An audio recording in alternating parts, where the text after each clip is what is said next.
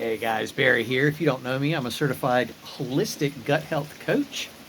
I quit smoking about 9 years ago, and over time, I've had a lot of people in the groups that I'm in, that I'm still in the groups that I used when I quit on Facebook, and the stuff keeps coming up over and over again. So, what I did was I compiled all the stuff that I used or knew about or researched and maybe chose not to use or what have you.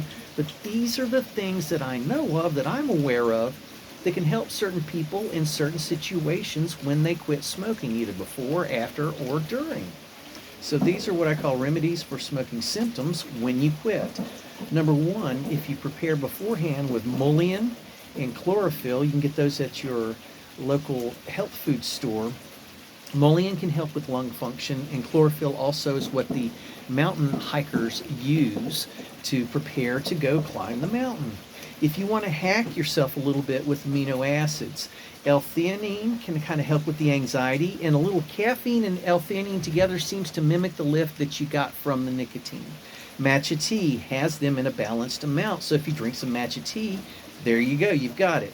If you're not already on antidepressants, now that's not recommended for folks that are taking anxiety and antidepressant medications. However, if you want to take it a step further and really hack yourself, 5-HTP, GABA, L-tyrosine, all of these work in conjunction together to create the flow of brain chemicals that you use for communication between your synapses, so on and so forth. However, don't forget you need your trace minerals, magnesium, and so forth. Potassium, very, very important for brain function. So normally when you quit smoking, your dopamine levels will be lowered. So whatever you can do to increase dopamine levels for the next, say, 90 days till they start to return to normal can help. Celtic sea salt has a lot of your trace minerals and better magnesium, a lot better than regular salt. That can help you.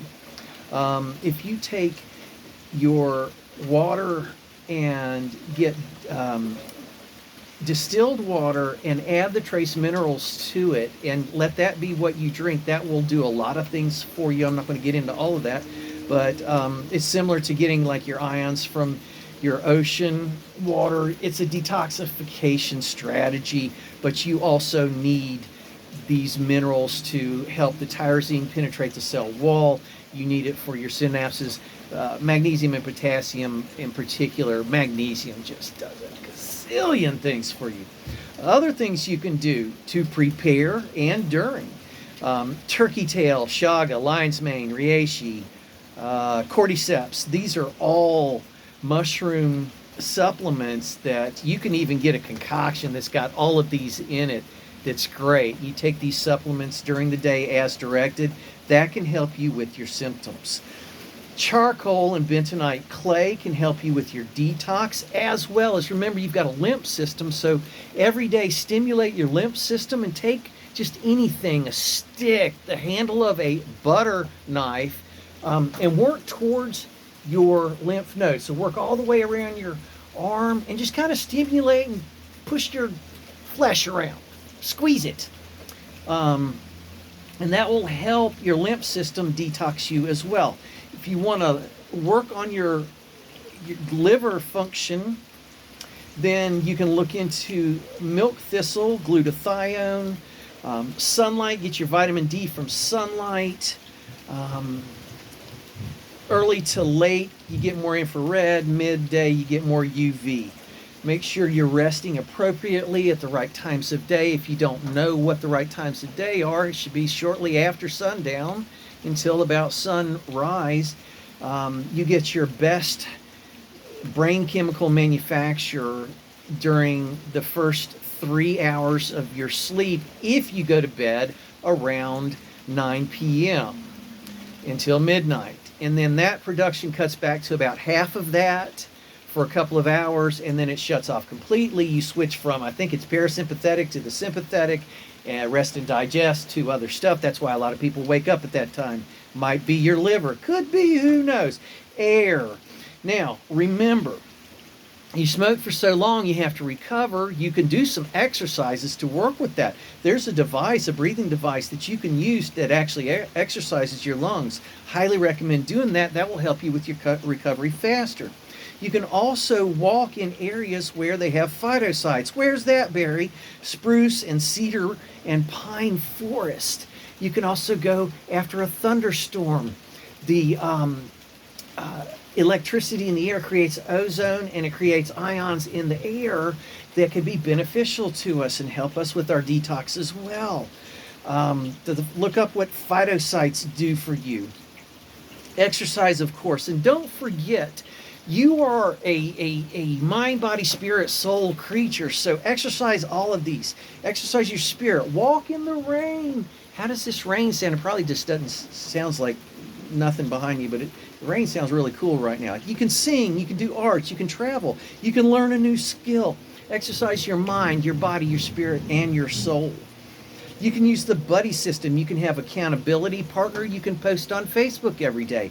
These are things you can do to hold yourself accountable, and also you can help other people by setting the example, and you'll feel better, and actually you'll get, you'll see. You can look at soil-based probiotics, proteolytic enzymes, some things like serrapeptase and nattokinase can help you if you have built up some biofilms, so you can take those on a completely empty stomach, combine them together, and you put your, I forget which ones, those B subtilis, coagulans, I think, are the ones, then serrapeptase and nattokinase. Put all those together on an empty stomach, and that'll go through there, and that'll kind of chew up your biofilms. Now, don't forget to have trust. Have gratitude, appreciation. Be patient and don't worry. Your goal should be like Jesus in Mark 4:38. When everybody's out freaking out because of the storm, Jesus was asleep on the hold because he had trust. Where's your trust level? Some things you can also do to assist you when you are detoxing is do what we call lemonade. It's lemon with cayenne pepper and maybe a little bit of either honey or pure organic maple syrup. Now, when you're working on that stuff, you can meditate on your avatar. And who is your avatar? And that's who you're going to be in a year, 5 years. Act like it's already here. So that's your healthy person. That's your healed person. That's your person that doesn't have any kind of cravings or anything because you never smoked, basically. You can act like that's who you are going to heal into, and then you can gravitate towards that. Heat, sauna, sweat, back to exercise. These things, your skin is a great detox organ, particularly when you sweat. It can help pull those things out at a cellular level. And when you're properly hydrating, so you pull in the water and you pull out the bad stuff. You pull in the water, you pull out the bad stuff. Lymph system, completely separate from your circulatory system, that is your blood system. But you want that balanced as well. What else can you do, Barry? You can do contrast shower. So you get your shower as hot as you can possibly get it at the very end, and then flip it over to cold and let your body adjust. Your body will not like that, and it will fight that, and it will activate stuff. And you can research what it does for you. It does very good things for you. They've also determined, Wim Hof talks about doing a complete cold plunge, your whole body. And they sell these like bathtub cold plunge units, but they've learned about 80% of the effect can be done if you just take your whole face and do a cold plunge with your face once a day. It, I think it like lengthens. Look it up. What does it do? It helps. All right.